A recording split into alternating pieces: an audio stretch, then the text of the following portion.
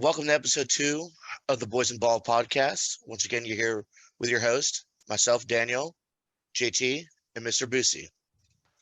Let's go, boys. I know we missed a week. We had some scheduling issues, but we're here. We got a jam-packed episode for you guys. We're gonna recap a little bit of week 2 of the NFL, as well as week 1, what happened, as well as going through kind of the first 3 weeks of college football.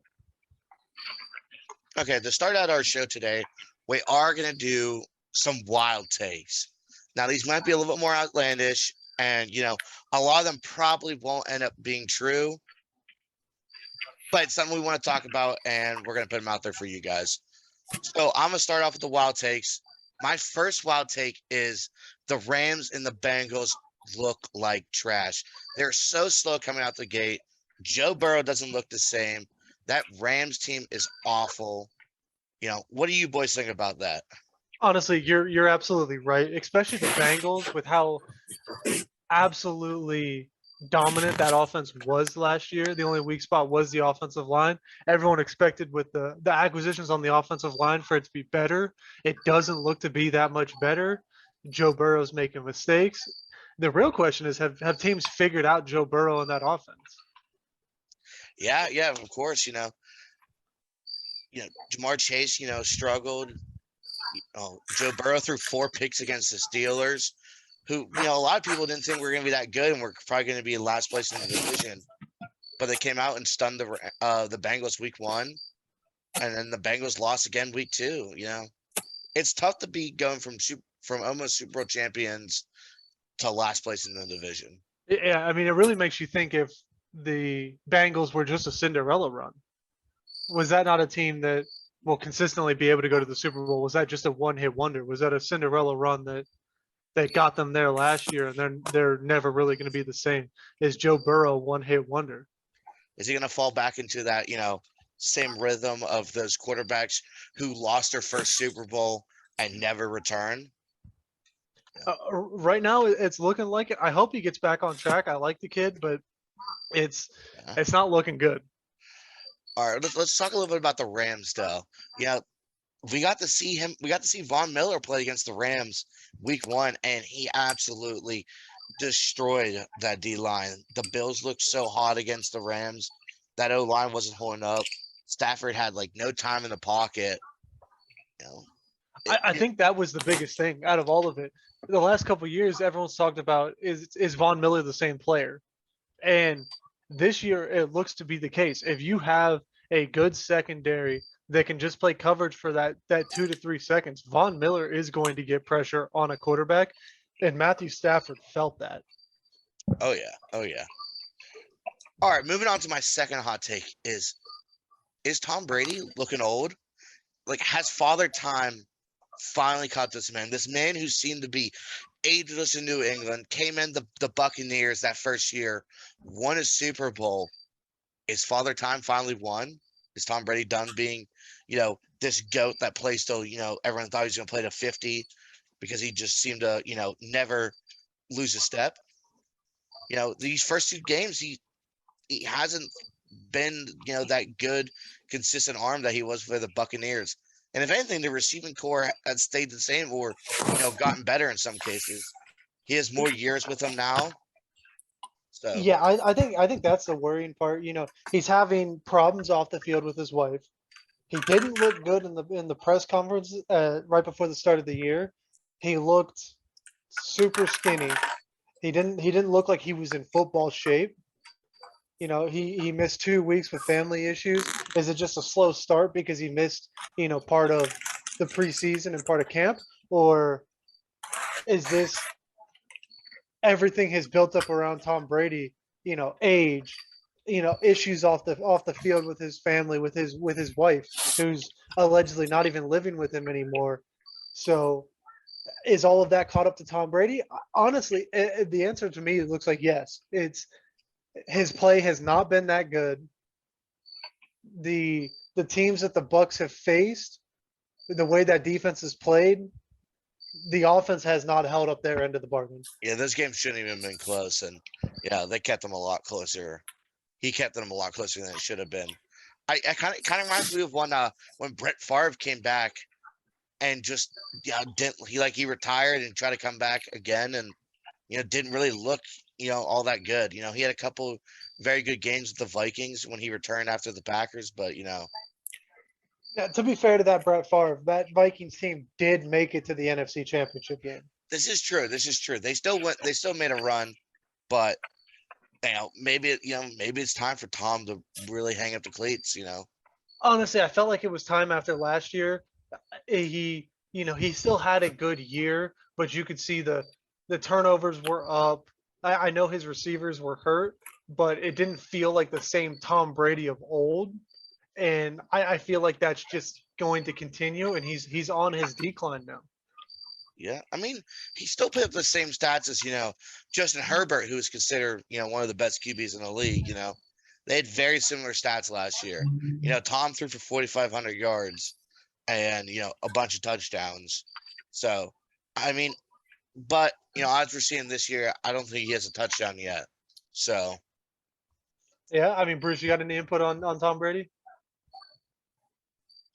Well, I mean, my only thought on Tom Brady right now is that it's still early in the season, and I mean, Mike Evans has just been suspended for a game, and I mean, they're going to go into their next matchup without their number one wide receiver, and I've seen a little bit of Tom Brady's film. He's looking a little more sluggish out there. The arm's not looking like it did even last season. It's looking a little bit slower on the release and stuff like that. So that's really my only thought on Tom Brady right now. It's just that he needs to either be able to focus on his, job as a football player, or, he's got to be able to overcome his off the field issues if he wants to be able to produce and be effective on the field. Absolutely, absolutely. All right, Dan, you got any more hot takes? All right. So my one last hot take is, should we be putting these rookie quarterbacks in? We got Malik Willis and Kenny Pickett sitting on the bench, and both the Tennessee Titans offense and the Steelers offense, they're not looking good. I mean, I know Tannehill had kind of came back late in that Giants game, was slinging the ball a lot, but Mitch Trubisky didn't look good. I was at the game this past Sunday. Mitch was missing throws. Like he had a touchdown, a move that he just missed. Their tough receiver, George Pickens, got one target. Like, what is this? Is it time for these rookies to come in and figure it out and be the future of these franchises? I feel like with the Titans more than with the Steelers at the moment right now. I don't think with TJ Watt being hurt, the Steelers can afford a lot of rookie mistakes. The one thing you can say about Mitchell Trubisky is when he's going to turn the ball over, he's not gonna throw a pick six. Like, he's not gonna kill your team with turnovers. Yeah, he's gonna miss open receivers. He's gonna have 3 receivers open for touchdowns, and he's not gonna hit them. But he's also not going to lose you the game. Where on the other hand, Tannehill had one playoff run 2 years ago where he looked amazing. He got this giant contract from Tennessee, and he has not played up to that part. Yeah, last year the Tennessee was number 1 going into the playoffs, but in the playoffs, Tannehill lost them that game. They had the Bengals in that game, and Tannehill lost them the game. And so far this year, Tannehill's continuing that play. Oh yeah. So far, he's way overpaid for what he's producing. At this point, he's hurting your team. Why not give Malik Willis a chance? He's going to be able to. Your receiver play is bad right now for the Titans, so you need more plays to be made from your quarterback. And Malik Willis, with his athleticism, is going to be able to make those plays that Tannehill at his age can't make. So why not put the kid in and see what he has? Yeah, I feel they're not doing it because like you said, they're just paying Tannehill so much. They want to get as much out of him before they finally. Yeah, they're paying him too much money to not let him be the starting quarterback. That's such a big issue with it. But I agree with you. I think Malik should play. I think there's a chance we might see Malik, play a little bit later in the season, especially if they're continuing to, bring up the bottom of the AFC South division. Absolutely. I think it's into that mid-season point.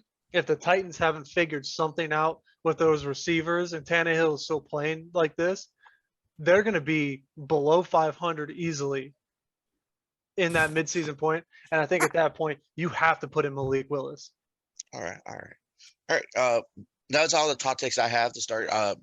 Mr. Brucie, do you have any hot takes you'd like to bring out? Oh yeah, I've got a couple. I got a couple of hot takes here for you. All right, so like, boys, hear me out. Come to my imagination land for a second. All right. What if I told you at the beginning of the season that the Giants were going to be 2-0? That does seem like a little fantasy land. We haven't seen them look this good in a long time. You're right. So like, I think it's a new part of the new coaching system. The coach is like, day one, he was building a culture in New York. In his first game, he came in, he won the first game of the year, super close score. Second game of the year, we played against the Panthers. All right. We also came in, whenever we played the Panthers, we were looking a little bit sluggish on the offense. Daniel Jones, he played all right in that game, I guess. They were stuffing us in the run. They did have a loaded box for a very large portion of the time. So there were definitely, like, Saquon Barkley was taken away in the run game a whole lot on this past Sunday's game with the Panthers. But the defense is looking pretty good. The defensive back unit's not making too many mistakes. And I mean, it's looking like they could potentially be the best team in the NFC East. You think they're better than the Eagles? You know, you think they're going to be better than the Eagles this year? I think we'll split with the Eagles in the division. Okay. But you ultimately think that you're going to edge it out and you're going to take home that number one. Yeah, I think we can take the number one. I think we can take the number one seed, especially with this week coming up. We have the Cowboys without Dak Prescott. All right. Okay. You got anything else you want to talk about? Let's talk about Marcus Mariota for a second, guys. All right. How about this guy? Right? He was given a chance in Tennessee, and then Ryan Tannehill came in and took his job, and he's kind of just been he's just kind of fell into a journeyman kind of role for a little while. He was kind of going around. He's a backup here. He's a backup there, and like now he's gotten a chance to show that he's still got some game left because he wasn't really in the greatest situation in Tennessee. So he's shown that he's got some game left that he's suiting up for the Falcons. What do you guys think? Yeah, I mean, I think even though the Falcons are 0-2, Marcus Mariota in both those games, he looked really well. He brought them back against the Rams last week, and he closed that gap. They were down 21-3 going into halftime, and the Rams only won by it was a one-score game at the end of that game. For Marcus Mariota, to bring his team back, get him into a position to win is crazy. And when they lost to the Saints week 1, it was it was a wild drive that the defense let the Saints get in position to kick that field goal to win. So he looked very good in both games. I think I still think he's a little sluggish after his big injury in Tennessee, but he's definitely slinging the rock good, and he's looking good out there. Yeah, absolutely. I like Mariota. I think he's still absolutely a starting quarterback in the NFL. Even when he left Tennessee, he didn't get a shot with another team. Like, he went to the Raiders and he was a backup. But Mariota has shown he's still a starting caliber quarterback. He's still one of the best 32 quarterbacks in the NFL. My only complaint with Mariota is it's the same thing as when he was in Tennessee. He can't put together a complete game. He's going to have a portion of a game where the offense is going to do nothing.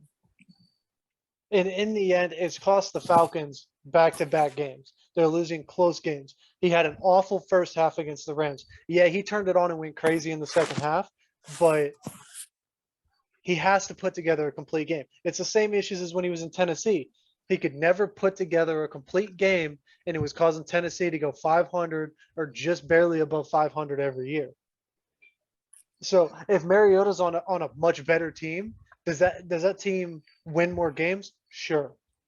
But he's on the Falcons. And the reality is, if he can't put together that complete game, the Falcons are going to continue to lose because they don't have the talent. All right. You got anything else you want to talk about, Mr. Brucie?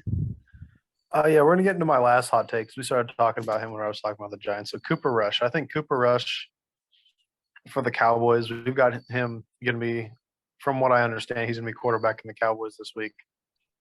And he looked pretty good last game. He had that game-winning drive against, last year's Super Bowl contender Bengals to win them the game. Like, he's looking like he understands the offensive system that he's placed in. I mean, we didn't really see much of Dak, but I mean, they have a very competent backup in Cooper Rush. If this is the kind of product that he puts on the field whenever he has to step in for Dak Prescott, I'd say Cooper Rush is definitely pretty valuable to the Cowboys. What do you boys think? Yeah, this is where I don't like the Cowboys. When Dak Prescott is in, the Cowboys seem to be in this mode where they don't play complementary football. It's all about Dak throwing the football. That doesn't work this year for the Cowboys. That only worked last year because they had 3 very good wide receivers. Well, Amari Cooper's gone, Michael Gallup has not returned from injury, and CeeDee Lamb can't do it on his own. So they got destroyed in week 1 with Dak Prescott because they continue to try to throw the football and not rely on that run game. You have 2 good backs. Use them. But Dak got hurt in week 1. Cooper Rush comes in week 2. They get the running backs going, and then they're in a close game because of that. And Cooper Rush is able to lead them down the field, get that game-winning field goal. Honestly, right now, the Cowboys' offense is better with Cooper Rush at quarterback than with Dak Prescott. Just because of the play calling and the way they use their team when Dak Prescott is on the field. Oh, absolutely. Now you can't. I agree with that. Yeah, I mean, I think the Bucks definitely have a much better defense than the Bengals do, but Cooper Rush put up way more points, than Dak did week 1. The Cowboys only put 3 points in the first week. They put up 14 points in the first quarter against the Bengals. Coop threw for more passing yards. He's getting it done there. I think they're figuring out how to do it without Dak, and I think they're gonna, regret paying Dak all that money that he wanted. He can't do it. He needs weapons, and and they got to figure out how to do it with what they have because they have all this money tied up between Dak and Zeke. Absolutely. The Cowboys got hurt with losing La'el Collins and then Tyron Smith getting hurt. The passing game with Dak, the way they want to try to use Dak, is not going to work with a hurt offensive line and not utilizing those running backs. And so when Dak gets healthy, if they don't continue to use those running backs, that team is going to lose a lot of games. Oh, absolutely. But you talked about, Tyron Smith being out. I don't know his first name, but I know his last name's still Smith, and he played left tackle. And I watched that Buccaneers game week 1, and he looked good. Like, for a young player, a rookie, who's supposed to be underneath the tutelage of Tyron Smith and watch Tyron play for another year or 2. He looked very good in both games, the week 1 and week 2 against the Bengals. So I think they got another solid left tackle that they managed to steal out of the draft. And I mean, we'll see on that because if Tyron Smith can come back healthy and he's still a very good tackle, you can move him to right tackle and you fix a lot of your problems. Oh, most definitely. All right, boys. Well, I want to move to. All right, JT, do you have any takes for us? Yeah, absolutely. So, Bruce, I disagree with your hot take that the Giants are going to win the NFC East. I think the Eagles are the most complete team in the NFC right now. They have a running back by committee. NFC? The entire NFC. That's a big take. That is a pretty hot take. That defense has been playing elite. Darius Slay looks like he's back in his form of big play Slay. Big play Slay. Woo. He's back. That defensive line for the Eagles is looking good. They got 3 DTs that they rotate in and out. All of them can play. Javon Hargrave, Fletcher Cox, Jordan Davis. They're a problem in the middle. They got Bradbury and Slay. That defense was rebuilt in the offseason. Howie Roseman is one of the best GMs in football. He's been with the Eagles for over 20 years, and he seems to always find a way to make that team competitive. AJ Brown was a massive pickup for them. That offense is moving the chains. Jalen Hurts looks good. They're running the ball well. They got two very good receivers in AJ Brown and Devontae Smith. That team looks the most complete team in the NFC right now. The Rams are off to a slow start. You can see they have holes in that roster they're going to have to fill out. The Packers have holes in their roster. The Bucs are struggling on offense right now, really moving and putting up points. The Eagles have been, so far this season, the most dominant team in the NFC. And with the way that roster is built, barring any injuries, that is the best team in the NFC right now. Oh yeah, oh yeah. Are we actually seeing? We might see a repeat of when the last time they won a Super Bowl. They got rid of that receiver that they drafted super high that the fans didn't like. They traded him for a good defensive piece, and the Eagles made a deep playoff run that year. I'm feeling a deep playoff run this year, and I've been seeing a lot of memes. The world's going to get burned down when the Bills and Eagles meet in the Super Bowl. Those are two crazy fan bases, and right now, they look like the two most dominant teams in the NFL right now. Either way, both teams are rioting after the game if that happens. A riot for a win or a riot for a loss. But either way, both cities are burned to the ground. Buffalo and Philly, watch out. And that leads me to my next take. The Bills are the most dominant team in the NFL right now, and it's not even close. All right, I see it. Definitely. Josh Allen's playing at an elite level right now. They're getting solid production out of their backs. The receivers are going crazy right now with Gabriel Davis, and Stephon Diggs is playing out of his mind. You got Dawson Knox, who is a very, very good tight end. Their offensive line's holding up, and that defense. They don't even have Tre'Davious White. Crazy. They don't even have Tre'Davious White on the field yet. They don't even have Tre'Davious White on the field yet, and they're making Stafford look bad. Then they go in to Tennessee. Tennessee can't move the ball. The Bills on plays are running two tight ends, a fullback, and a running back, and still passing the ball all over the Titans defense. That team looks unstoppable. Not to mention, like you said, Dan, Tre'Davious White's about to come back. And that's one of the best corners in the NFL. So you're about to take a defense that is shutting teams out right now, that is putting the straps on every team they've played so far, and you're about to add in a Pro Bowl cornerback to that defense. It's dangerous. It's dangerous. They woke up feeling dangerous this year.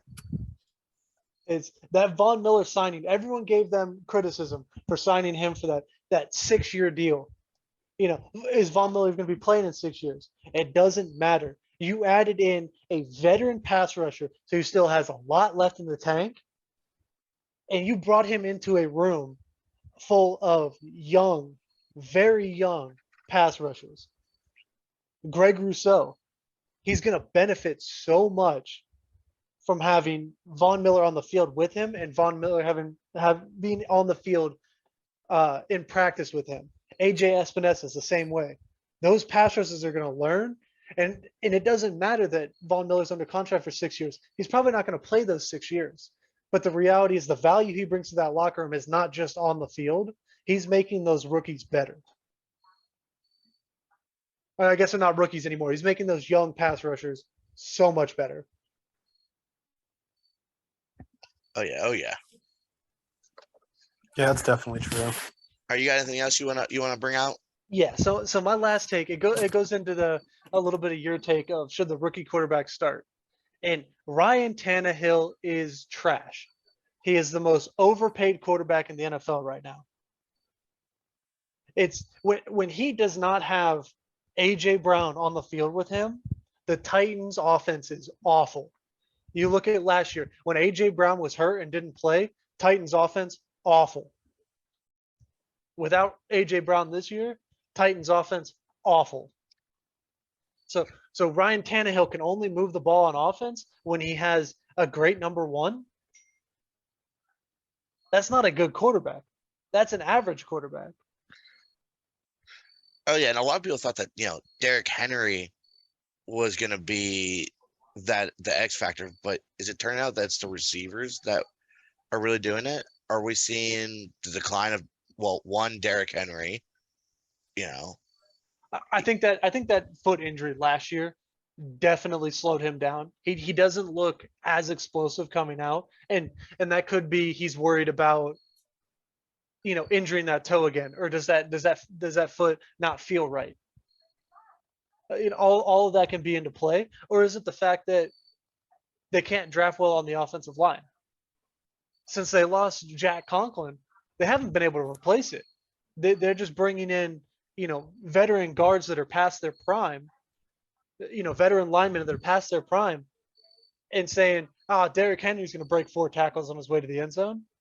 But that doesn't work. When teams know how you're going to run your offense and you're just going to try to power eye your way down the field, you're going to meet teams that can play your game better than you. And they met the Bills last week, and the Bills shut it down. We're going to load the box. We know our secondary is better than your receivers, and we're going to shut you down for the whole game. And they did. I think you add Malik Willis into that mix instead of Ryan Tannehill. What, Bruce? Hey, I know that the Giants game was close, but I mean, we also stopped their run game when we played them in week 1. Well, right, yeah. It's the offensive line is not good. It struggles. You have a former Pro Bowler in Taylor Lewan, but he got hurt last game, and he was your only really good lineman on that team. Other than that, the only solid veteran lineman you have on that team is Ben Jones, your center. Nate Davis is pretty good too. You can't hate on that. He's very solid. I don't consider him a top 10 player at his position. He's just a very good guard. Average he's lineman a very good at best. guard. Yeah. And when you're in that situation where your only elite lineman gets hurt, you're just going to see this offense get worse. And to me, the only way to fix this offense's problems is to add in the athleticism factor of Malik Willis. If you start making defenses account for the athleticism of Malik Willis, it's going to help out those receivers, it's going to help out Derrick Henry, and it's going to certainly help out that offensive line. Because you're not going to you let your guy beat you real quick, you're not going to immediately give up a sack because Malik Willis might be able to make a play instead of Ryan Tannehill is just getting hit. When your quarterback is able to scramble around, you're able to find some receivers, slip away from the defense. Right now, the Tennessee Titans don't have any of that. If they can't complete a pass off of play action or get the run game going, they don't have anything. And so far this year, both the Giants and the Bills have been able to shut down that running game and made that offense bad. All right. So, JT, you seem like you're in a roll right now. So we're about to switch it up. We're going to do some wild takes on some college football. So, JT, continue that roll. What are some hot takes you have for college football this year? The hottest take I have for college football right now is about Bryce Young. Bryce Young is overrated. If you watch, he puts up crazy stats against the nobody teams that he plays. He had 5 passing touchdowns in the game where they played Arkansas Pine Bluff or whoever they played. Blew them out. But he goes into a game where they actually need him to play well in that Texas game. And because Texas was able to get pressure on him, he can't complete passes. In Bryce Young's career, the teams that can get pressure on him off a 4-man rush shut down the Alabama offense. Bryce Young cannot play under pressure, especially if you're able to drop 7 back in coverage and just rush 4 at him and get to him. You look at Texas A&M last year. They were able to bring 4 at him, the occasional blitz, and get home on him and throw him off.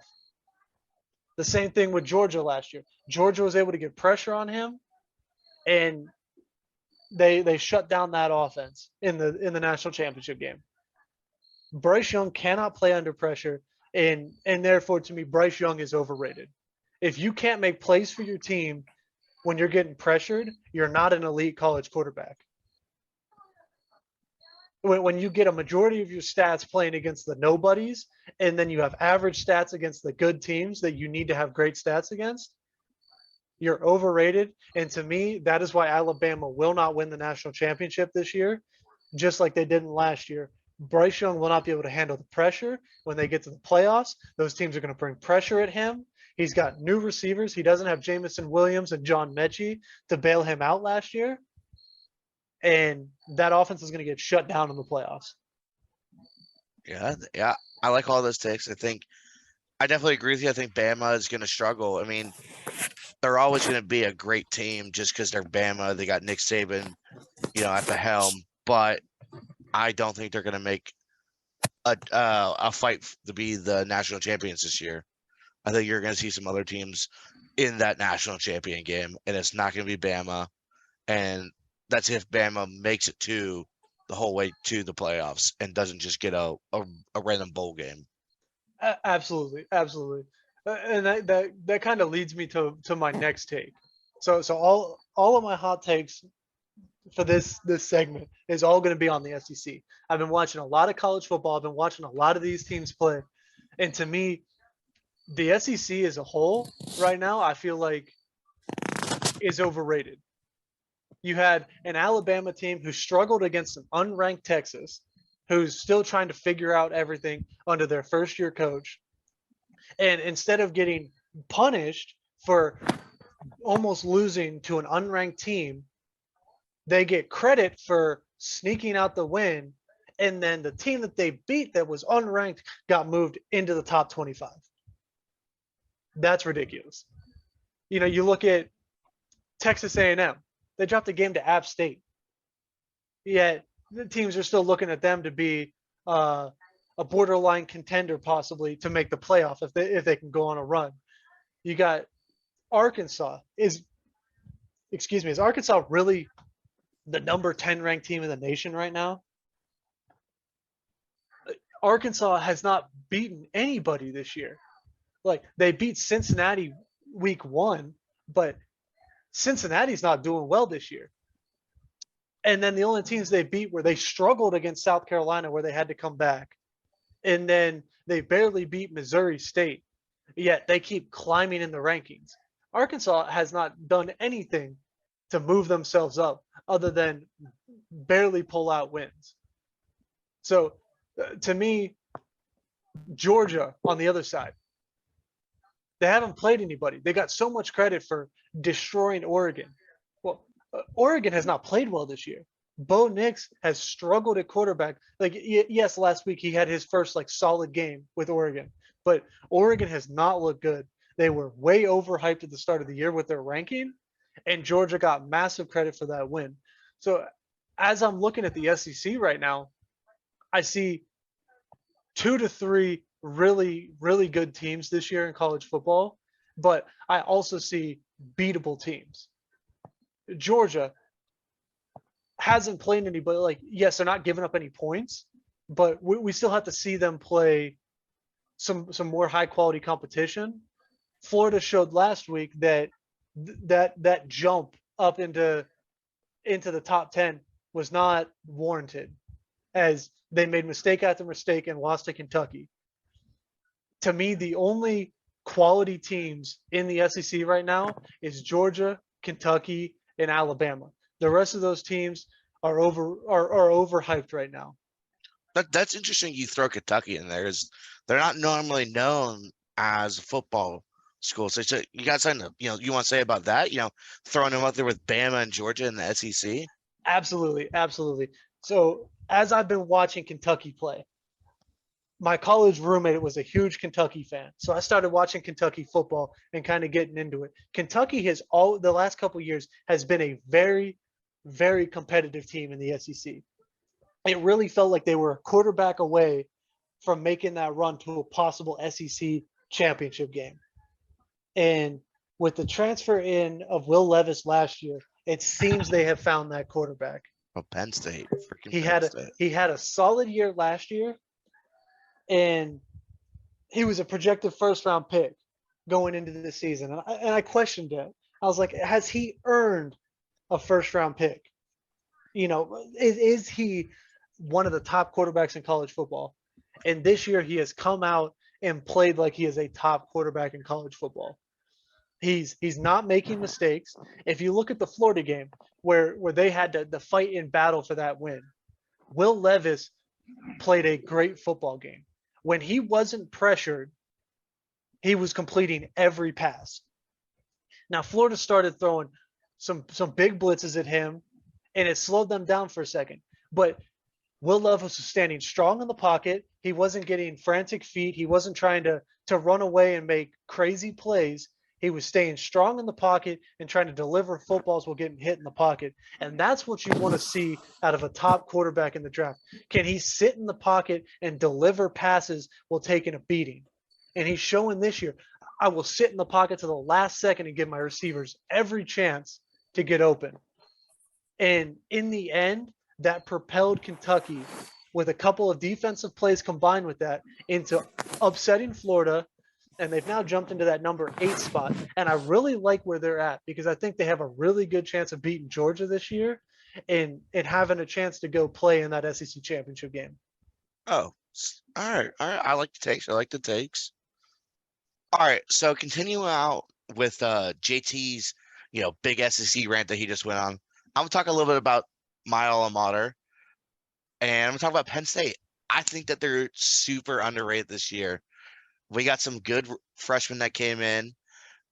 Our receiving core is looking good. I mean, we still have Sean Clifford, but we got Drew Laurie behind, and I think he's gonna be good in the future. But I think this year that, obviously we're not a playoff team right now, but I think we're gonna finish up, top 10. We already jumped from being an unranked team all the way into rank 14. Nick Singleton is an absolute stud at running back.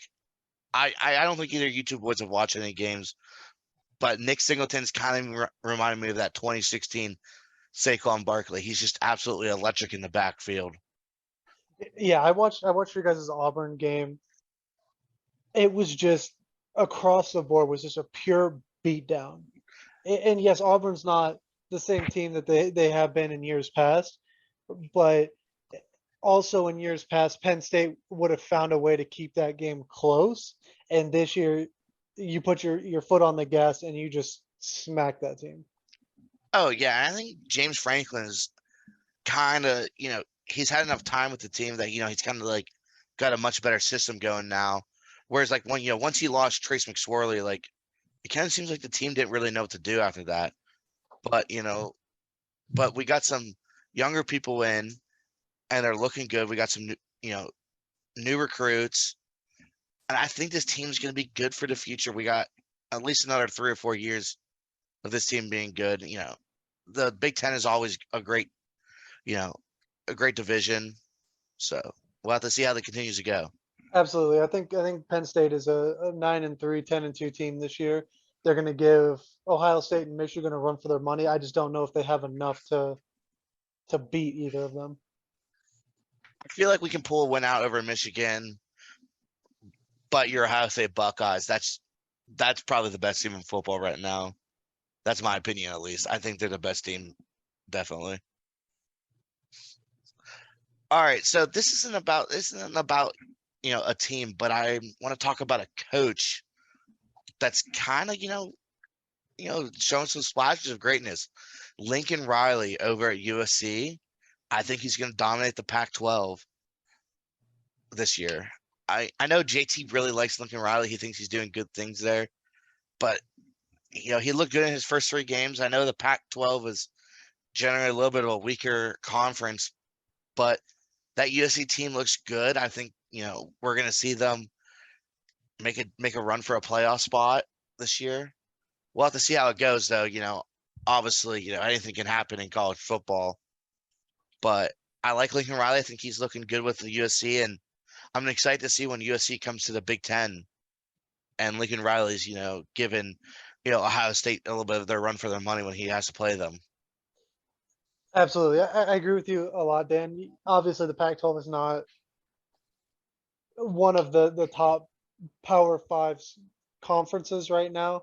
They've struggled in the past couple of years, but I think the most important thing for me with Lincoln Riley was how good his offenses always were at Oklahoma. And USC struggled the past couple of years, but he was immediately able to go in there. He brought a couple of his guys over from Oklahoma, and they're firing on all cylinders right now. They haven't had a great schedule so far, but they're blowing teams out. And in the Pac-12, if he's able to have that firepower, remiss back to times of Oregon with Mariota and Kenyon Barner and those guys. If Lincoln can turn USC into that team, he's going to be able to beat up on the Pac-12. Now the question is, with Lincoln Riley, he's been able to make the playoff in years past, but his defense has never been able to be up to par to get some stops. They always put up a lot of points, but they end up losing games because they can't get stops. Is he able, with USC being in LA, getting better recruits than he could at Oklahoma, and turning that into a power program again? Oh, yeah, I definitely think so.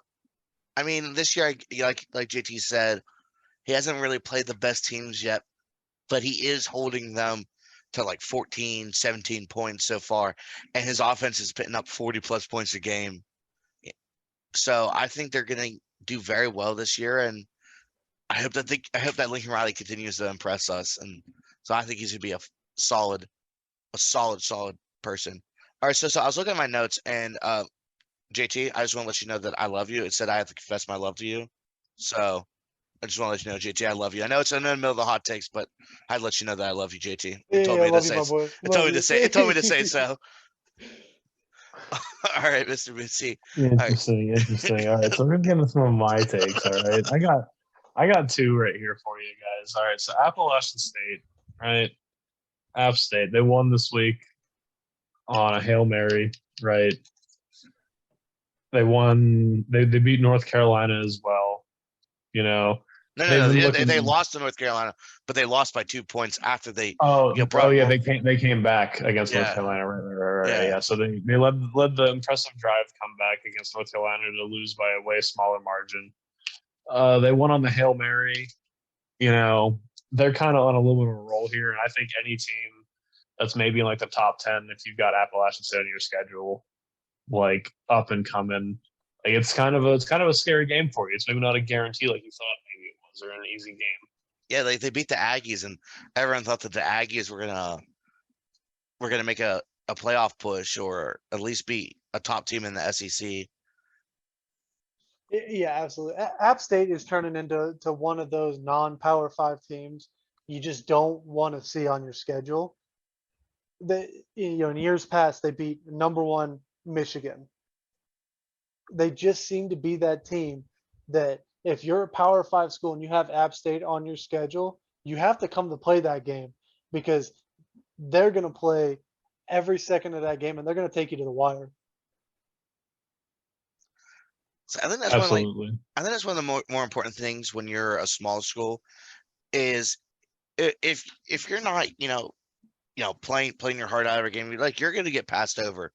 But App State, like JT said, is one of those teams that they just play. They play like dogs. Like, it's what you want to see out of a smaller D1 school. And I hope that they continue to go crazy. And I want to see them. I know it's hard for them to probably get a ranking, but we'll have to see how it goes. All right, Bruce, you got any more hot takes? Yes, the Ohio State Buckeyes are the best team in college football. Period. CJ Stroud. All right.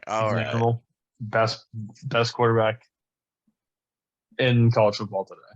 Better than Bryce Young. Bryce Young's overrated. You heard it here first. So you think CJ Stroud is the quarterback to come out of this draft? I think he is the first quarterback off the board in the NFL draft. All right. Yeah, I have a hard time disagreeing with you. I am biased with Ohio State, but you look at last game against Toledo. Yeah, the defense gave up a couple touchdowns, but the offense, starters or backups, had 12 drives of offense, 11 touchdowns, over 700 yards of offense. Starters and backups playing like that. I know it's just Toledo, but when your offense is firing like that, even from backups and third stringers, it's a dangerous offense. It definitely is, 100%. All right, so we got some college football games that we think you should look out and potentially watch this upcoming week. And so our first game that we want to talk about is Clemson versus Wake Forest. Now, Clemson they're ranked what, 4 right now? Yeah, I believe so. Yeah, so they're pretty high rankings. Right? No, they're ranked 5. Michigan's above. I just looked it up. But Wake Forest is no joke. Like, they come to play, they're ranked 21. They got something to prove. That ACC, generally you only ever think of the Clemson Tigers coming out of it. I mean, I know Pitt played very well this past year, but I feel like, Wake Forest has got something to prove against Clemson. And I think it's going to be a good game. Anyone else got any thoughts on that? Yeah, absolutely. If you look at last year, the matchup between Clemson and Wake Forest, it was a good game. And for me, DJ Uiagalelei has not proven that in those big games he can step up to the moment. And so I think this is a possible upset here because Wake Forest is near the end of that top 25. They're going to try to prove something, and DJ Uiagalelei has played bad in key moments for Clemson when Clemson needs him to play good, and that could spell disaster this weekend. Oh, definitely. I feel like Clemson hasn't been good since Deshaun Watson left. I mean, I know they had that first Well, you can't forget championship about the run with Trevor Lawrence. T-Law, but like T-Law really only had one very good year. That was his freshman year. Like that was his good year. The rest of them, they were kind of like okay, like it was like Clemson's still there, but they weren't like that dynasty, that powerhouse like they were when Deshaun Watson left. Yeah, absolutely. I think Clemson is on the decline. They lost offensive coordinator, defensive coordinator, went to their own head coaching jobs. Brent Venables, who had always found a way, even with some lesser talent at certain positions, of getting them to play at a high level on defense. And it kept Clemson in that championship conversation for years. They lost him. He moved on to Oklahoma. Can Clemson continue to win replacing coaches that Dabo hasn't had to replace so far? Oh yeah. Fair enough. All right, so our next game is the Texas versus Texas Tech game. Now, Texas is one of those teams that they feed off the hate that they get, and the Longhorns are just a very hated team in college football. They always have been. I know they haven't had the success that they used to have, but people hate on the Texas, and I think that's fueling them in going into this Texas game, which is, it's always a little bit of a chippy rivalry game. They both very tough teams. I think it's going to be an electric game. I think we're going to see a lot of very explosive plays, and I feel like you're going to see that game get a little chippy towards the end of it. Yeah, this is pretty much the Texas Bowl in college football. Like you're like, hey, the winner of this game is the team that represents Texas. Oh yeah. So it's definitely a super chippy game. Pretty much every time the matchup is on the schedule. Absolutely, and it's a rivalry game, so you honestly you never know what's going to happen in those games. But I just see Texas as the team that's going to win this game. Texas Tech they're 2-1, but they won a close game against a Houston team that they're a borderline top 25 team, but this is not a team that's competing at all to become a higher ranked team. They were barely able to beat them, and then they lost to NC State last week. I just don't see this Texas Tech team as a team who can upset a team in the top 25. I do see Texas winning this game. I could also see it being close, but I think this is a dominant Texas win here. All right. Next we got the Florida versus Tennessee game. Yeah, I think this is another upset here. All right. Tennessee has gotten a little high ranked. I don't know if this team is that good to be up ranked at 11. To me, this is an unproven team. Like, yeah, they beat Pitt, but how good is Pitt this year? You never really know about Pitt. They can be a 10-2 team one year, and the next year they're 5-7. So is this a Pitt team that's going to be another 5-7 year? To me, Tennessee hasn't been tested yet. this Florida team is going to be the first team that they've been tested by, and Florida's had some tests already. Yeah, they They played had to LSU. Yeah, LSU yeah, real early. battled LSU already. They had to go, it had a hard fought game against Kentucky. I don't see this Florida team as a team that's going to back down. I think Billy Napier is going to have them fired up, and I think they're upset Tennessee this weekend. All right, all right. I mean, I really like the Florida team going into this. I feel like they're very good. They come out, they compete every game, and they're one of those teams you just can't expect to come back in this game like, okay, it's going to be a win. Like, you're going to play every last minute of football playing against Florida Absolutely, absolutely. every year, no matter whatever their rank, whatever their standing is. They're a team you got to play the entire game They against. always have athletes on defense. They're going to find a way to get stops. You're going to have to play a tough game against Florida. All right, all right. The next game we got is we got Arkansas versus Texas A&M. I think this is a close game. You look at this Arkansas team, they haven't played great. They haven't put together a full game yet. Yes, they're undefeated, but they've struggled a lot at times, and they've had to march a couple comebacks. So if they do that again against this Texas A&M team, I don't know if they're able to make that comeback. I think if they have a bad first half like they did a couple weeks ago, this Texas A&M team is going to hold on to that lead, and Arkansas is not going to be able to get it back. Arkansas is going to have to play a complete game this week. All right. So this is our last one we have is a Big Ten matchup. We got Ohio State University versus Wisconsin. Now, I know that this game is always a very, very physical game because Wisconsin always comes out super physical against Ohio State every time. Yeah, and Ohio State's got dogs on offense. They got dogs on defense. I think it's gonna be a good game. Anyone else want to talk about this?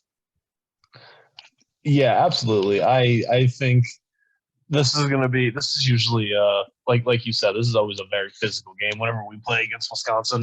And this is going to be actually a pretty good statement win for the Buckeyes if we can go up there and get it done on Saturday. Yeah, I feel like Wisconsin always Because kinds we've of played steal. a couple. Yeah. Yeah, we've played a couple cupcake teams so far, so we haven't really played anybody. But Wisconsin's always got a good team every time. They always put together a good enough team that can usually give us a run for our money. Yeah, Wisconsin's they're like Notre Dame. We started the year against Notre Dame. Their defense is always solid, but the offense is always shaky. They like to try to run the ball and come out in a lot of power sets. And Wisconsin and Notre Dame have found out in the past couple of years that once you get against the big boys, the Alabamas, the Georgias, the Ohio States, that style of football doesn't win. That shit don't work. And so I see this game as Wisconsin's already struggled this year. They haven't looked the greatest. I believe they're 2-1, but this is going to be the tale of two cities. It's the 3 stars versus the 5 stars, and we've seen this play out year after year. And the result of it every year so far is it's a close game in the first half, and Ohio State pulls away in the second half. The reality is Wisconsin just does not have the quality on offense at wide receiver, at quarterback, to be able to play a shootout with Ohio State, which is what they're going to need to do to win. I just do not believe that defense is going to be able to hold us to 17 or under for that offense to be able to play their typical style of football. And I see this as a big Ohio State win. I feel like it's because the Big Ten West is a softer division. Like, they don't have Penn State, Ohio State, Michigan, MSU in there, who every year have a chance at making a playoff run. Really, Wisconsin is probably the only team that actually comes out of that side that is ever actually any good. So when they play a lot of their conference games, like you face Nebraska, Northwestern, who have good teams, but they're no Ohio State or Penn State. Yeah, absolutely, and that's I think that's the issue with the Big Ten and why I'm so excited to see, USC join. USC most likely is going to get put into that West. It it forces those Northwesterns and Wisconsins to have to play up to that level. Lincoln Riley is going to come with offense, that, and it makes the Big Ten more exciting because just like the SEC, where they have a Georgia powerhouse on one side and Alabama on the other, that you're waiting in anticipation for that matchup at the end of the year. You're going to have that same thing in the Big Ten with USC. If Lincoln can continue to do what he's doing, you're going to have a massive matchup at the end of the year between a USC or a Wisconsin against whoever comes out of that very strong Big Ten East, and it's going to make that Big Ten championship game so much more important. For sure. All right, all right. All right, so that brings the end of our college football segment. We're going to switch gears. We're going to start talking about the NFL, and we're going to take some takes on our teams and how they look after these first two games. Mr. Bruce, I know you already talked about your New York Giants, but if you want to talk about them a little bit more and let us know what you think about your team. So I think as of right now, looking at where we're at in the season right now, I'm just excited to see the new coach's method, everybody buying into the new method of the new regime so quickly, and the results being tangible on the field. How do you feel about your rookies so far? Evan Neal, Kayvon Thibodeau. Kayvon Thibodeau hasn't played for us yet. Okay. Yeah, he took that shot again in the preseason game and kind of has been out of commission. It was Thaddeus Moss, I believe, right? Yep, right to the knee. Yeah. Block. So he hasn't been on the field yet for us, but Evan Neal, I like the kid. I wish he looked a little bit sloppy in run blocking this last week. He looked kind of awkward. He was doing a lot of leaning and wasn't really doing a lot of like upright whenever he was trying to make his blocks to try to get in there with like the power and the push. He was kind of off balance, so it was kind of hard for him to be in the right position to set up some blocks to try to spring Saquon Barkley in the running game. But he's looking okay in pass. He looks like he's picking some things up. So I'm liking his development so far. Like he's doing pretty good. It's gonna take a little bit for the rookie tackles to figure out what they're doing in the NFL, because it is a different game playing the NFL versus college. But yeah, because you guys had some of the second unit and third unit guys on NFL rosters are good as some top guys in college. So yeah, absolutely. I know, in our meeting rooms, preparing for these podcasts, you made a comment about Adoree Jackson, and I want you to elaborate on that. Oh, that Adoree Jackson is going to be a top 10 corner in the NFL this year. Yeah. Well, what makes you think that?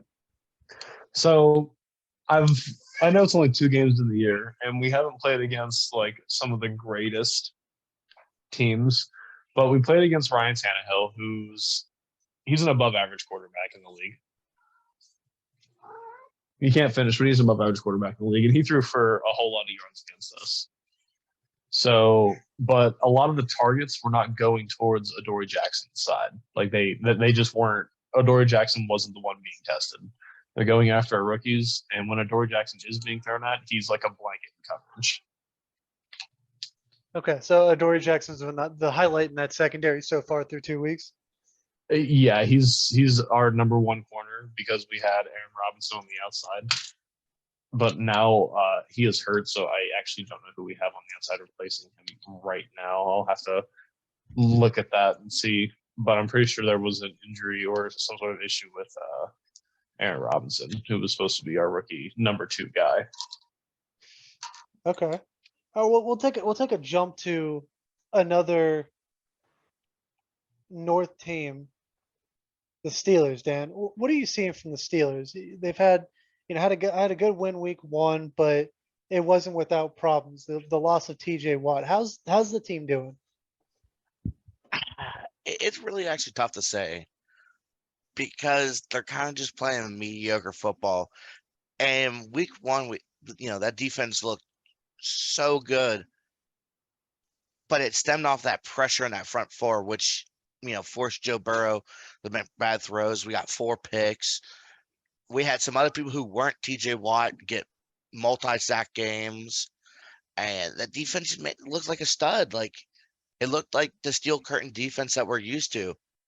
But when I was at the game this past Sunday, the Steelers-Patriots game, without TJ Watt, there was not a single sack against Mac Jones. I mean, we had a couple hurry-ups against him, but it was really all dependent on how our secondary and linebackers played in order to slow down the Patriots. Like, there was no pressure from those front four and anyone blitzing in. So I think without TJ Watt, this team's going to struggle. Mitchell Trubisky, he's Mitchell Trubisky. Like, he isn't that quarterback that you can rely on. So if you're not getting stops on defense and you're forced to be in a shootout, Mitchell Trubisky's not going to be his guy.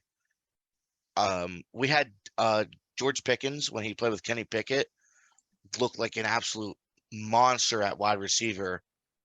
But now that, Mitchell Trubisky's on the reins, he only looks at Deontay Johnson and Claypool and doesn't really look at George Pickens at all, which is, pissing off George Pickens, and he's like not happy with the situation now.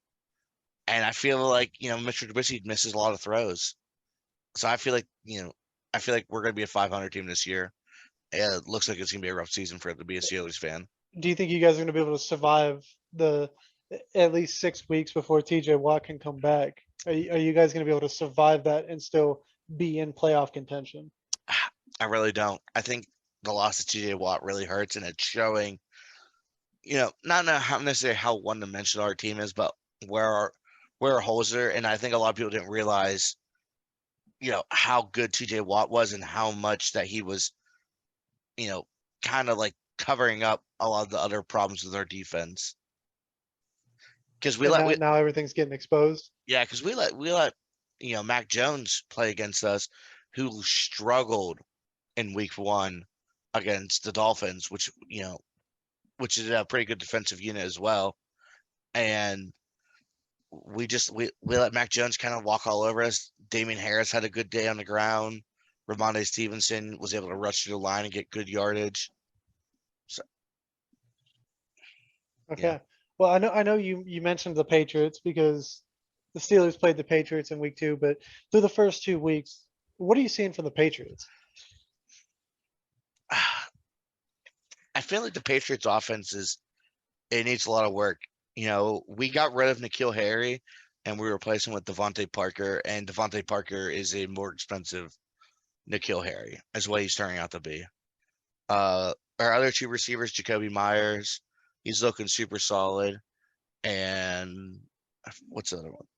But anyway, our other 2 receivers that we had last year, they're still coming out looking very good. Nelson Aguilar. Nelson.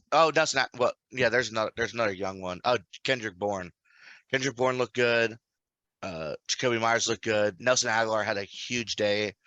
Big moss over the Steelers' corner for a touchdown. It was nice to see Mac Jones sling the rock a little bit more than 10 yards like we're all used to him doing. Like, there's probably a 30-40 yard ball in the air to Nelson Aguilar and put it up where only he could get it, and was able to score a touchdown from it.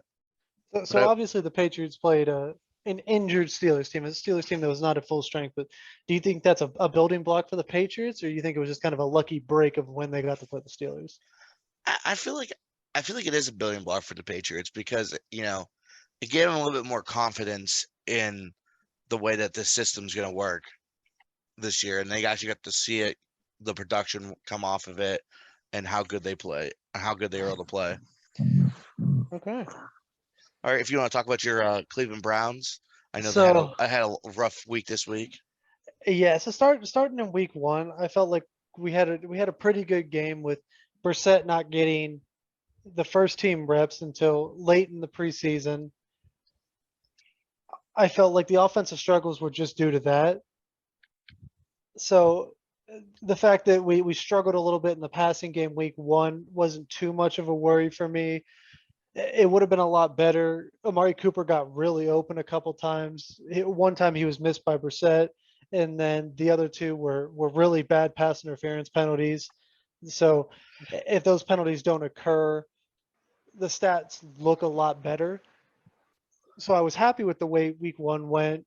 Cade York had a great game, hit the game winner.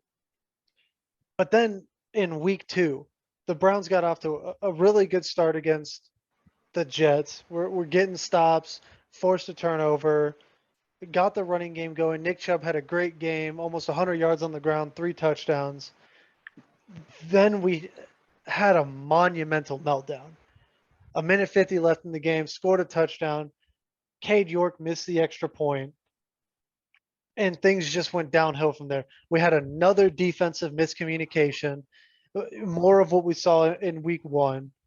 Gave up a wide open touchdown for 65 yards to Corey Davis, who was just wide open. No one near him. He literally walked into the end zone. With less than 2 minutes left in the game, the Jets don't have any timeouts. You cannot give that up. Give up the underneath routes all you want. You cannot give up a big play like that. And then on top of that, we give up the onside kick. We don't recover the onside kick. We had a guy that the ball bounced straight to, and instead of attacking the football to recover it, he waits for it to bounce to him. The Jets player jumps on it, and then they march down the field, score another touchdown. Our 13-point lead with 2 minutes to go, completely erased. We're now losing. And then the offense melts down. Brissett scrambles for 21 yards, gets us almost into field goal range. Cade York's been seen making almost 70-yard field goals. So you know he has a leg. You know he can kick big field goals. You're 5 yards away from midfield. You got one timeout, 20 seconds left to play. And instead of keeping the ball on the sideline or playing safe football, Brissett forces a bad pass over the middle of the field. It gets picked off, and we lose. See, it's funny though. It's like we saw a game in the first week, Seahawks versus Broncos, where they elected to do the other thing, where they tried to kick the field goal. Now, mind you, it's a little bit longer field goal, but they chose to kick it instead of, trying to make a throw. Would you rather see something more like that, where like you take the little safer option more consistently, or do you like to see the aggressiveness from Kevin Stefanski? I don't know if it was overly aggressive by Stefanski with the play call. My issue is with Brissett's decision, with how close you are, almost in field goal range with that time. It's not the Broncos where you're on 4th down. Like, yes, I should have taken the timeout. You put the hands in a Pro Bowl quarterback in Russ. We don't have that Pro Bowl quarterback. So the game has changed. But Brissett, who has the lowest interception rate other than Aaron Rodgers in the NFL, when it's that moment in the game, you take the check down, you take the safe throw instead of the throw into coverage to try to complete the pass. You didn't need as many yards on that play as he tried to get. And to me, the problem was that he forced a pass instead of taking what the defense gave you. In that situation, the defense is always going to play soft coverage. They're going to play back. They don't want to get beat. So you forcing the ball over the top into that triple coverage is almost always going to result in a turnover, because that's where the defense wants you to throw the ball. The defense is not going to give that up. So you take that check down, you get out of bounds, you try to get closer to get that field goal. The reality is you're not going to get a touchdown in a majority of circumstances in that time. So the Brissett decision is awful. It was an awful decision. It was an awful throw. You had your team. You made a great scramble. You put your team in a position. You were right there to be in field goal range, and then you immediately make a terrible decision. And for me, this is not good for the Browns, because the Browns should be 2-0. Squeaking out 2 wins, but the Browns should be 2-0. And instead, we're 1-1 going into a divisional game this week, and you're just trying to survive until Watson gets back. And if the defense continues to miscommunicate in the secondary and give up big touchdown after big touchdown, the Browns are going to have a bad season this year. Yeah, I feel it, especially when you're within three. You just got to make smart decisions. So let's hope that your Browns can turn around and see a couple more wins before they get Deshaun Watson back. That way, you have a chance at the playoffs. Well, and speaking of the Browns, we have some week 3 predictions for the NFL season. Wait, And wait, JJ. the first one is Steelers Browns. Bruce, what do you think about this matchup? All right, so here's the thing with the Steelers Browns matchup. So the Browns defense is super good and super smothering, and with the quarterback situation looking as sketchy as it does in Pittsburgh, I do think this is kind of an easy one for the Browns. I think your guys' defense is going to win you this game, plain and simple, against Mitchell Trubisky. Okay, I agree. I think being down TJ Watt with how good our offensive line is in the run game, I have hope that the Browns secondary is going to cut out those miscommunications, and I think in this game against Pittsburgh, we do come away with a win. I also agree with you. I think the Browns are going to steal one this week. I think with the Steelers looking as slow as they did last week, they're not going to be able, and they let two mediocre running backs kind of run all over them in Damian Harris and Ramondre Stevenson. And you probably have one of the best backs, if not the best back in the league, in Nick Chubb. And then you have Kareem Hunt, also running. I feel like you guys are going to run all over the Steelers. And it hurts to say that, but I feel like the Steelers are going to lose this week. All right, so there's another matchup that I kind of wanted to talk about. What do you guys think about the Bills and the Dolphins? I mean, I like this one. There's two super high power offenses going on right now.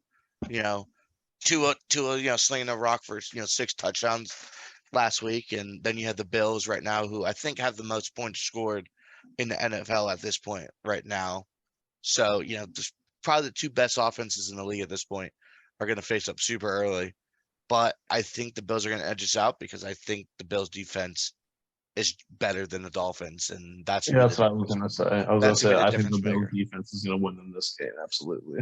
Yeah, absolutely. I think this is a matchup that you see they probably split this year with the Bills and the Dolphins. Like you said, that the Bills have the best team, but the Dolphins are so high powered on offense themselves. I think they're going to be able to steal a win. I just don't think it's this week. Yeah, because if you see this matchup a little bit later in the season, you'll probably see maybe the Dolphins, they've hit a streak and their offense is just super hot, and they come in and they play the Bills maybe later in the season, and they absolutely just dog the Bills in the field because everybody's hot. Yeah, I think the big thing for me is the Dolphins defense struggled last week. The Dolphins offense had to come back, and they marched a big comeback late in that game to steal it from the Ravens. And I just don't see the Bills allowing something like that to happen. The Dolphins defense is going to have to come out and play very, very good football this week. All right, so another game that I think is a must-watch this week is definitely the Ravens and the Patriots. I think this is kind of a big game for both of these teams. Yeah, definitely. You're really going to see who the Patriots are, in a game like this, who they're going to be for probably the rest of the season. Yeah, both these teams are 1-1 going into this game, and both have hopes and aspirations of making the playoffs.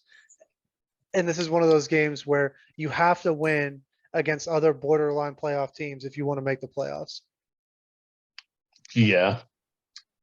I feel like our big thing is, going to be, trying to shut down Lamar. Not saying, he had, 120 rushing yards last week. And when you let Lamar cook like that, that's when the Ravens are really thriving. So I feel like that's going to be the big emphasis point, is to keep him in the pocket, making throws. I mean, if he throws for 400 yards on you, that's a tough game.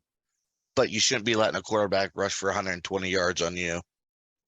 I think that's the problem with the Ravens right now, is because Dobbins is still coming back and he's not quite healthy yet. If Dobbins plays this week, it takes that pressure off Lamar. And I think that's why the Dolphins were able to march a comeback late in that game. When you're relying on your quarterback to throw and get all your rushing yards, it doesn't go well. Yeah, it So definitely takes a toll throughout the course of a game. if Dobbins can come in and play in this game and do solid, I think the Ravens win this game. But if the other running backs can't get going for the Ravens, this is going to be a Patriots win, I believe. Yeah, I think that's what's going to end up happening. I think Mac Jones is going to pull together, be able to pull a win out, and we're going to learn a new thing or two about the Patriots. Now, the next game that I got is the Lions and Vikings matchup. I was kind of disappointed in the Vikings this week, considering how they played against Green Bay in Week 1. They didn't win this week, did they? I'm pretty sure No, they lost. They lost to the Eagles last night. Yeah, they lost to the Eagles last night, and like they didn't really look. Whenever I was watching, they didn't really look like that team that we saw in Week 1. Oh no, not at all. That No, team in yeah. Week 1 was electric. Yeah. Well, I think the biggest thing with Week 1 was the Packers, for a lot of the time, did not have Jair Alexander on Justin Jefferson. And what you saw last night from the Eagles was they put Darius Slay on Justin Jefferson, and he made it difficult on JJ. He only had, I think, 6 catches for 50 yards. So it's not an awful game, but it's not what you expect out of one of the best receivers in the NFL. And the Vikings need to get back to getting him involved in the offense, because the reality is Thielen's not the player he used to be. So are the Lions able to come out here and slow down Justin Jefferson? Because I think what we saw last night with that Vikings offense is if you can slow down Justin Jefferson, the Vikings offense does not move. Oh yeah, is Dalvin Cook really done anything this year? Not really, no.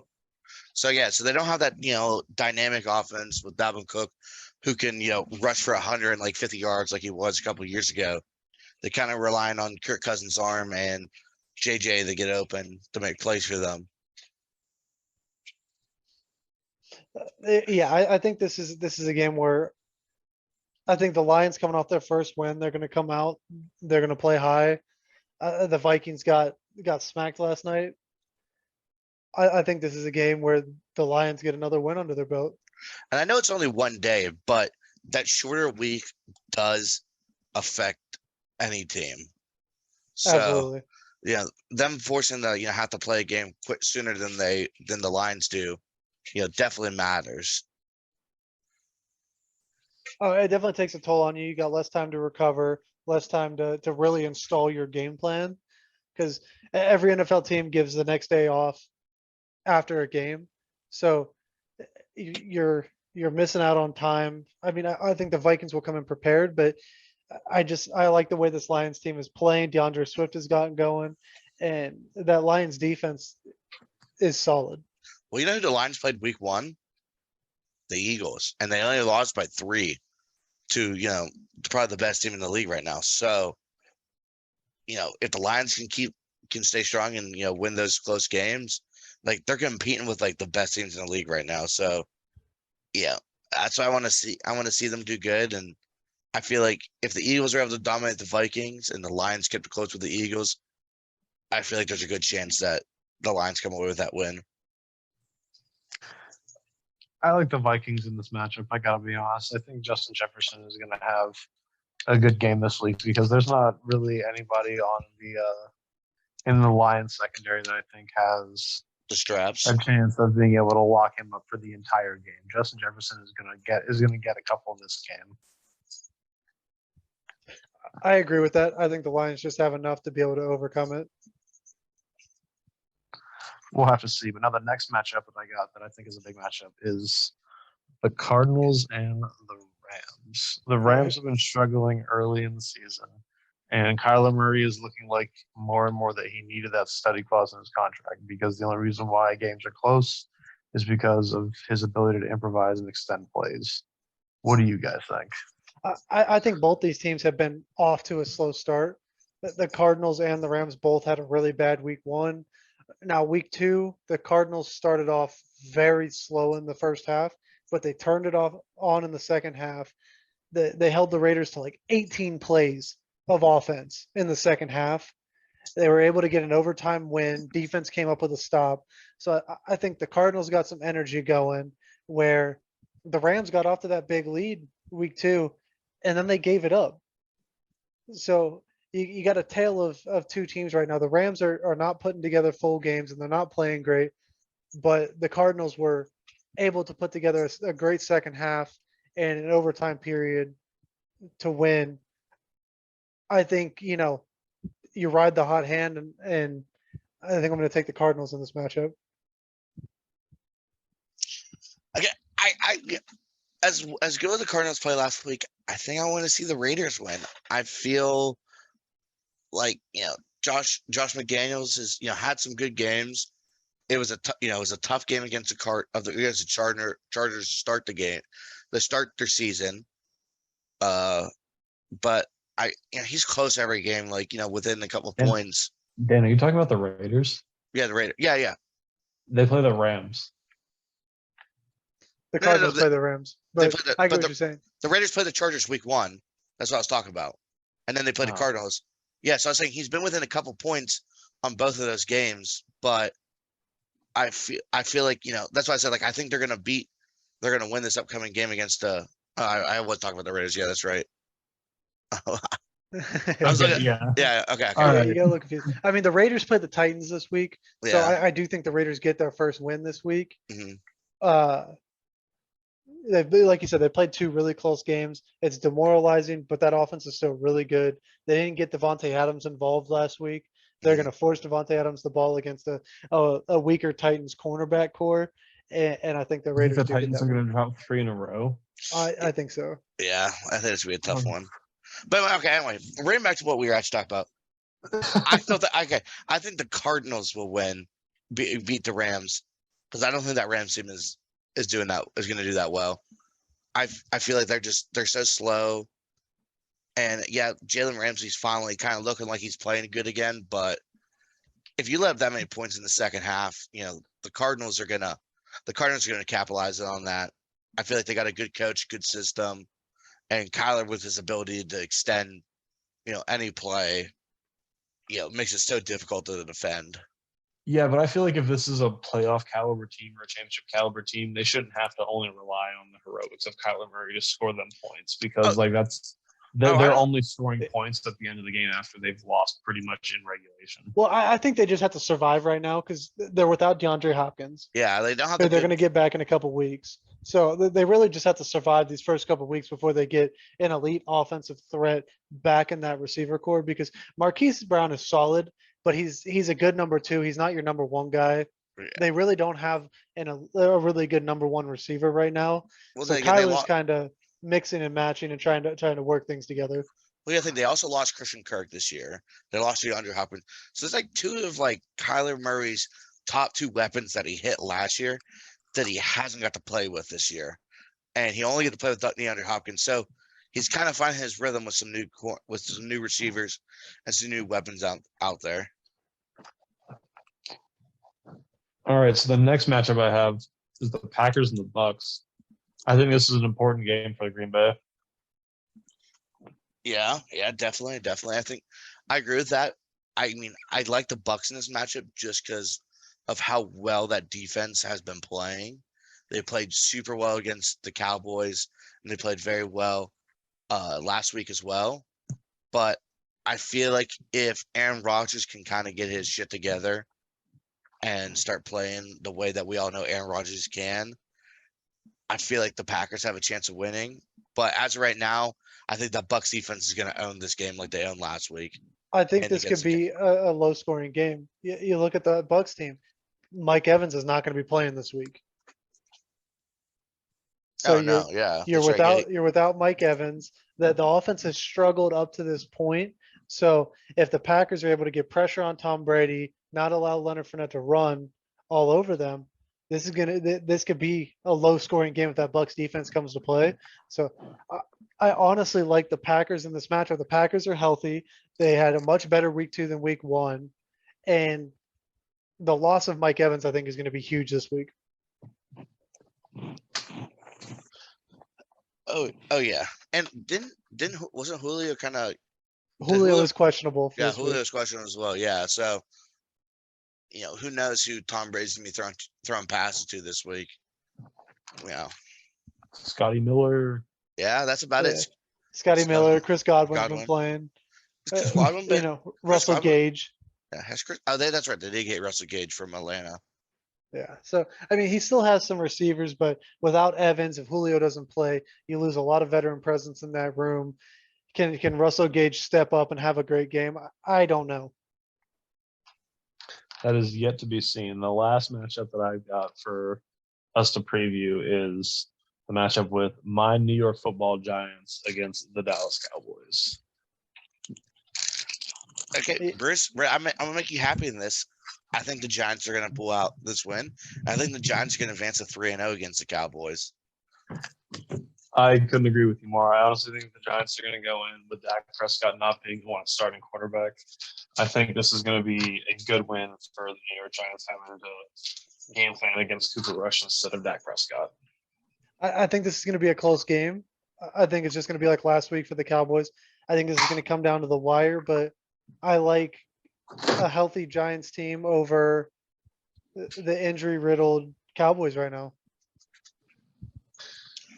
Oh yeah, no, the Cowboys, look hurt, and with Mr. Blanket over there, Dory Jackson, on CeeDee Lamb, I feel like Cooper Rush isn't really going to be able to target him, and the Cowboys receivers are going to struggle again.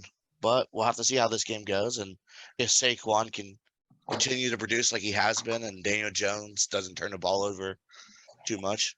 They do because the Cowboys still have Micah Parsons out there. I think Saquon Barkley needs to have a bounce back game this game. He kind of got locked up this week. I think at least last week for the Giants, they had a box loaded against them. The runs and those options and stuff that they were able to do against the Titans didn't work as much. So I think you're going to see more screen game and some quick passing to help out that run game this week. And I think the Giants are going to squeak one out. Well, so the next thing I want to jump to is a little bit of NBA action. Move away from football a little bit. So I want to get your guys' opinions on some of the moves this offseason. So the first one I want to talk about is the Rudy Gobert trade. To me, I feel like this is an awful trade for the Timberwolves. The Jazz absolutely finessed the Timberwolves. Rudy Gobert is a great regular season player. He's always competing for Defensive Player of the Year.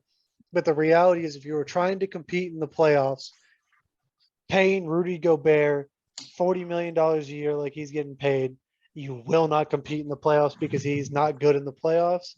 You're playing against centers and big men who stretch the floor. He's got to go out there. He's got to leave the basket, and he ends up hurting his team more than he helps them in the playoffs. Yeah, he's only really like a really good rim protector. If he has to, go out and guard, someone like his new teammate, Cat, who can shoot the three ball pretty well, I feel like he's going to struggle, playing. And I feel like the Timberwolves like to get their big shooting, so we'll have to see how Rudy does, fit into that system.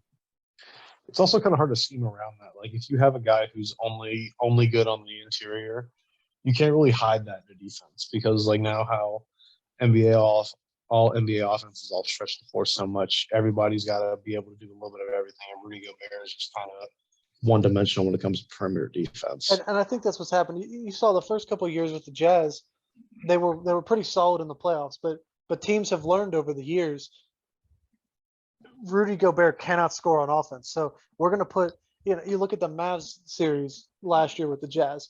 Luka was guarding Gobert during those games, and Gobert was not scoring. When you have the point guard of another team guarding your center and your center can't score, there's a problem. I mean, to be fair, Luka is a big boy, but Luka's a big boy, but when you're a 7-footer posting up a 6'8" guard, you should score on him every time. And Gobert's not doing that. So when you can't rely on your big man, you're paying a large contract to score, and then he can't defend the perimeter. It's just a liability in the postseason, and I don't think this was a good move by the Timberwolves to be more competitive in the postseason. Yeah, I agree with that. The next trade I want to talk about was another Jazz player came to my Cavaliers, and that was Donovan Mitchell. How do What'd you you guys guys have to feel give about up for him? how'd you guys we gave up 3 first round picks, Colin Sexton and Lauri Markkanen. See, as much as I love Colin Sexton, like I feel like he's such a great player. I feel like you guys did very well getting Donovan Mitchell in, who is already a superstar, and you guys had like a good little run going at the end of the season, but Yeah, and with what happened at the end of the season, like you said, we went on a little run, but Garland got hurt, a little bit near the end of that regular season, and we ended up, we were a 3 seed at that time. Garland gets hurt, we lose a lot of scoring and playmaking from him, and we really didn't have anyone to step up because Sexton was hurt for the year. So Mitchell's going to be another dynamic scorer just to add to that team. And the thing that excited me the most about this trade, I didn't love bringing in a 6'2" guard to play with another 6'2" guard. Small backfield or backcourts don't normally work out too well once it comes to postseason time. But Mitchell has a really long wingspan, and the reports were that Mitchell was golfing when he got the news that he got traded, and his first question was if Garland got traded. And when he found out that Garland and Mobley and Jared Allen, none of those boys got traded, he was excited and he was happy. oh yeah, there's some good young players for him to want to play with. Yeah, And he's got some great young players to play around. And the reality is Sexton or Garland and Mitchell trained together in the offseason. So they're already familiar with each other. And then Mitchell gets traded to Cleveland. I think this is going to be a dynamic backcourt. Mobley's going to take a step up as that, the great defensive power forward who can stretch the floor. And, Jared Allen's one of the best rim protectors in the game. I think the Cavs are dangerous coming out the East this year. yeah, definitely. We've seen Mitchell lead a couple teams, already deep. So, let's hope he can, continue to do the same thing in Cleveland and, hopefully bring you guys back to the playoffs. Right. So the next trade is Christian Wood was traded from Houston to the Mavs. I think this was a great trade for the Mavs, especially losing Jalen Brunson. You needed another guy who could score and play with Luka. Christian Wood, I think, is a great fit. I think he can be what Porzingis didn't end up being. A great defender, can shoot the 3 ball, and is great in that pick and roll alley-oop game that Luka loves to play. I think this is a great pickup for the Mavs. Oh yeah, definitely. You got someone who averaged 21 points his first year with Houston and 18 points last year. Will allow to kind of relieve a little bit of that scoring from Luka, and allow the Mavs to continue being as dominant as they are. They haven't won a championship yet, but the team with Luka is looking pretty well. So I think Christian Woods will I think give he's going another to fit in nice. yeah give another little point to their offense, and obviously he's a super good boarder too. So Bruce, I'm going to ask you this next trade. So Jonte Murray got traded this offseason to Atlanta. How do you think Jonte Murray fits in with the Hawks and what they got going on down there in Atlanta? I think he'll be an okay fit. I gotta be honest with you. I think they brought in a guy who's like immediately gonna be able to make an impact on their team, but I think it's gonna be a little bit tough sledding to try to gel with that core that they do have built there already. Yeah, I'm not exactly sure. Shooting wise, he's not an elite shooter, but I think he does bring a very versatile defender role to the Hawks that they seem to be missing, and he can definitely get his own bucket. So I think he's a great addition to that team. He's better than Kevin Hoyter, who they also traded this offseason. So I really feel like the Hawks just got better here. I don't love them giving up 3 first-round picks for it, Well, but four. they Well, I mean, four kind of because they have that switch pick in the following season. true, true. Yeah, I don't love giving up that many picks, but if you're expecting to compete, uh, I think this kind of makes sense for Atlanta. You know, you needed a number 2 guy to come in and be that secondary guard and score with to be able to score with Trey Young. So I like this. yeah. Because Trey Young really was carrying that scoring load so much, and it was showing that whenever they lost to the Knicks that one year, that Trey Young just couldn't do it all. Yeah. So He can score a lot, but he just needs some help. yeah. I mean, every great scorer needs help. You know, Steph needs Clay. Uh, LeBron needed Kyrie in Cleveland. LeBron needed D Wade. Every great player needs another great player with them to truly compete for a championship.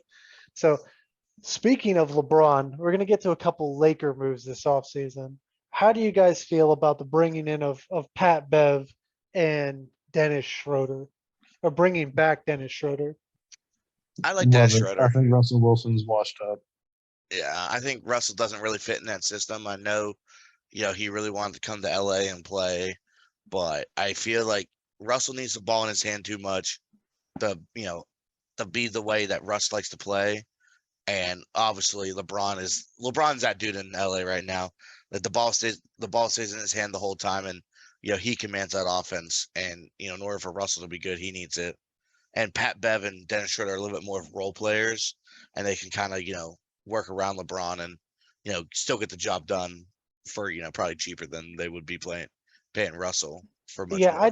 I just wish the Lakers hadn't have brought in Russ, and that LeBron didn't push for Westbrook so hard, because the reality is Westbrook's not the player he used to be, and you took on a extremely large contract that now the Lakers are trying to deal and get rid of Russ, but it's too late. No one wants that contract, especially for what you're going to get from Russ, and like you said, how much he has to have the ball. A lot of teams are not willing to take that on, and I think the Lakers are not in a great spot right now. You gave up Talon Horton Tucker to bring in Pat Bev, so you gave up a guy who could score a little bit for a better defender, but Pat Bev's not going to be scoring for you. So, I mean, and Dennis Schroeder was solid for them, but once again, in the playoffs he melted. This is I don't know. I don't love it. Yeah, I mean, I thought Dennis Schroeder's looked good since he's left LA. I feel like he's kind of coming to his own as a player. You know, I don't know. but I don't feel like he fits with LeBron. He's not a great 3-point shooter. The reality is LeBron needs, for the LeBron way needs LeBron yeah, plays, he needs good shooters around him. yeah. He can't have guys that also have to get points from the mid range and close to the basket. So, and the reality is the Lakers need AD to stay healthy. AD has not been healthy the past couple of years, and it's killing the Lakers. They need AD to come back to form and be the dominant player he was like when they won that championship. And I don't see the Lakers competing for a championship this year if AD is going to continue to be hurt, and with Westbrook on the roster. I think they can make the playoffs, but I don't know if they go to the finals. I really feel like they should have tried to bring in like another big man. You know, someone to kind of take that role, because they were kind of like trying to fill. They've been trying to fill the AD role with some cheap players, but I feel like this offseason they should have tried to make a good push for another backup or a good power forward who can also play the center position as well.